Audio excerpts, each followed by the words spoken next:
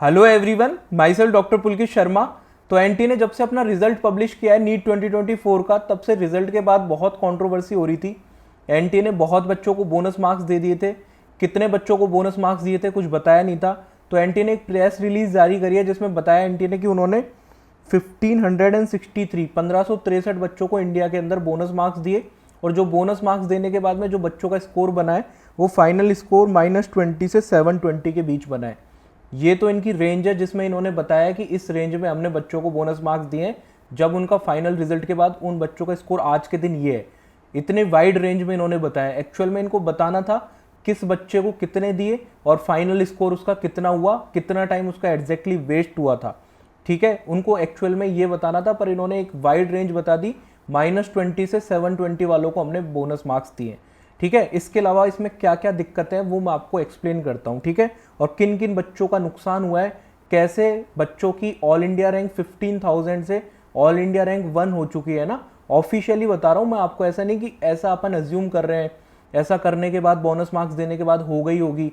Actual में बच्चे की रैंक 15,000 आनी चाहिए थी, उसको रैंक 1 मिली है नीट 2024 के रिजल्ट में। आपको मैं प्रूफ्स के साथ भी बताऊंगा, एक बार आप चीज़ों को समझने की कोशिश करो। ठीक है, इनमें से जिन बच्चों को इन्होंने बोनस मार्क्स दिए, ठीक है, उनमें से आप देखो कितने बच्चों के 720 आउट ऑफ 720 आए। ठीक है, ये 6 R on the account of compensatory marks for the loss of the time. ये जो बच्चे हैं जिनके 720 आउट ऑफ 720 हैं, इनमें से 6 बच्चे ऐसे हैं जिनको बोनस मार्क्स मिलने की वजह से, ग्रेस मार्क्स मिलने की वजह से उनका स्कोर 720 तक पहुंचा है। इसके अलावा आपको पता है 718 और 719 मार्क्स वाले बच्चे भी आपके ग्रेस मार्क्स की वजह से ही उनको ये स्कोर मिला है। तो जो टॉप 70 में आपके 8 बच्चे हैं, वो आप बोनस मार्क्स मिलने की वजह से आपके ये बच्चों की रैंक आई है टॉप 70 के अंदर। इंडिया के अंदर सिर्फ आपने 1500 बच्चों को बोनस मार्क्स दिए, और जिन 1500 बच्चों के आसपास आपने बोनस मार्क्स दिए उनमें से 8 बच्चे ऐसे हैं जो डायरेक्ट टॉप 70 में पहुंच गए। ठीक है, 23 लाख बच्चों ने पेपर दिया, उनमें से बोनस मार्क्स और ग्रेस मार्क्स आपके हिसाब से आपने सिर्फ 1500 बच्चों को दिए। उनमें से 8 बच्चे, इतनी बड़े नंबर में बच्चे टॉप 70 में पहुंच गए। ऑल इंडिया की टॉप 70 रैंक्स में उनका कंट्रीब्यूशन 10% से ज़्यादा है जिन बच्चों को बोनस मार्क्स मिले। बोनस मार्क्स या ग्रेस मार्क्स दिए हैं, उसका बेस ही टोटली गलत है। किस तरीके से गलत है आप चीज़ समझने की कोशिश करना। जो अपने नीट का पेपर होता है उसमें बच्चों का एक पैटर्न होता है, वो सबसे पहले बायोलॉजी अटेम्प्ट करते हैं, उसके बाद में केमिस्ट्री अटेम्प्ट करते हैं, फिर फिजिक्स अटेम्प्ट करते हैं। क्योंकि बायोलॉजी थोड़ी सी ईजी आती है, जल्दी हो जाती है और प्रेशर में अच्छे से हैंडल कर पाते हैं। फिजिक्स लेंदी आती है, थोड़ी सी बच्चे प्रेशर में हैंडल भी नहीं कर पाते, और नीट की जो तैयारी कर रहे होते हैं स्टूडेंट, उनको फिजिक्स थोड़ा टफ भी लगता है। ठीक है, तो आप ये मान के चलो, आप भी रिलेट करोगे, आपने नीट का अगर पेपर दिया है तो आपको बायोलॉजी करने में 30 मिनट से ज़्यादा नहीं लगता होगा। 30 मिनट्स के अंदर आप 90 क्वेश्चन कर लेते होगे, तो एक क्वेश्चन में आपको 20 सेकंड से ज़्यादा नहीं लगता होगा। केमिस्ट्री में आपको 45 मिनट्स के आसपास लगते होंगे, एक क्वेश्चन में 1 मिनट लगता होगा। ठीक है, इसके अलावा बाकी के 125 मिनट्स अपने पास बचे, वो सारे के सारे 125 मिनट्स अपन फिजिक्स में यूज़ करते हैं। ठीक है, तो एक क्वेश्चन के लिए अपन को फिजिक्स में अप्रोक्सीमेटली 3 मिनट का टाइम मिलता है। अगर मैं इसको प्रिसाइज करके बोलूँ तो 2.77 मिनट का आपको फिजिक्स के एक क्वेश्चन के लिए टाइम मिलता है। अब एनटी ने क्या किया है, एनटी ने जो ग्रेस मार्क्स या आपको बोनस मार्क्स दिए बच्चों को, उसमें सबसे बड़ी गड़बड़ी ये है, अगर मान लो किसी के 30 मिनट वेस्ट हुए ना, 30 मिनट वेस्ट होने का मतलब उसको 170 मिनट्स तो मिले थे। ठीक है, 170 मिनट्स का उसने कैसे यूटिलाइजेशन करा होगा, 30 मिनट्स के अंदर बायोलॉजी कर ली होगी, बायोलॉजी के पूरे 90 अटेम्प्ट कर लिए होंगे। 45 मिनट्स के अंदर केमिस्ट्री कर ली होगी, केमिस्ट्री के पूरे 45 क्वेश्चन अटेम्प्ट कर लिए होंगे। अब उसके पास कितना टाइम बचा, 30 मिनट उसके वेस्ट हो गए, मान लीजिए अपन एग्जाम्पल के थ्रू मान रहे हैं ना, तो 125 मिनट्स में से 30 मिनट वेस्ट होने के बाद उसके पास 95 मिनट्स बचे। अब उसको फिजिक्स के वो कितने क्वेश्चन कर पाएगा, तो एक क्वेश्चन में आपको पता है फिजिक्स के कितना टाइम लगता है, 2.77 मिनट। ठीक है, तो 95 मिनट्स उसके पास बचे, तो वो 35 क्वेश्चन अटेम्प्ट कर पाएगा फिजिक्स के। तो उसका 30 मिनट वेस्ट होने के बावजूद वो सिर्फ 10 क्वेश्चन अटेम्प्ट नहीं कर पा रहा।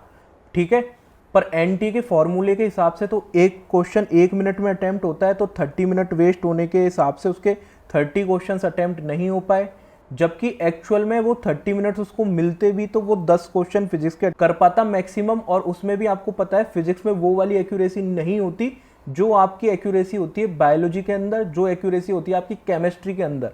ठीक है, तो वो एक्यूरेसी ना होने की वजह से आप इसको कंपेयर ही नहीं कर सकते जो आपका टाइम वेस्ट हुआ है उसके लास्ट के 30 मिनट्स को आप स्टार्टिंग के 30 मिनट्स या 60 मिनट से कंपेयर ही नहीं कर सकते। मोस्ट ऑफ पेपर तो आपका शुरू के 1 घंटे में अटेम्प्ट हो जाता है, ठीक है। मोस्ट ऑफ क्वेश्चन आपके जो 30 मिनट्स के अंदर 90 क्वेश्चन तो बायोलॉजी के, और फिर 30 मिनट्स के अंदर 30 क्वेश्चन आपके केमिस्ट्री के, 120 क्वेश्चन तो आप 1 घंटे के अंदर ही कर लेते हो। बाकी के आप बाद के 2 घंटे 20 मिनट के अंदर तो 80 क्वेश्चन करते हो, और फिर आप रिव्यू करते हो पेपर को। जो क्वेश्चन आपके पहले राउंड में नहीं हुए वो क्वेश्चन आप कर रहे होते हो, ठीक है। तो इस फॉर्मूले को यहाँ पे अप्लाई करना बिल्कुल ही गलत है, जिस फॉर्मूले के बेसिस पे बच्चों को ग्रेस मार्क्स मिले। अब ग्रेस मार्क्स की वजह से हुआ क्या है वो मैं आपको समझाता हूँ, ठीक है। एक स्टूडेंट है जिसका सेंटर हरियाणा वाला वो सेंटर था जहाँ से बहुत सारे टॉपर्स आए। उस स्टूडेंट का स्कोर 670 मार्क्स आ रहा था, और आपका रिवाइज करके उसका ग्रेस मार्क्स देखिए उसका स्कोर 720 हो गया। कहाँ उसकी 15,000 रैंक आती, क्योंकि आपको पता है 15,000 रैंक है 670 नंबर पे, उसकी डायरेक्ट रैंक 1 हो गई है, ठीक है। आप देख सकते हो कितना गलत उन बच्चों के साथ में है जिनकी इस रेंज के बीच में रैंक है।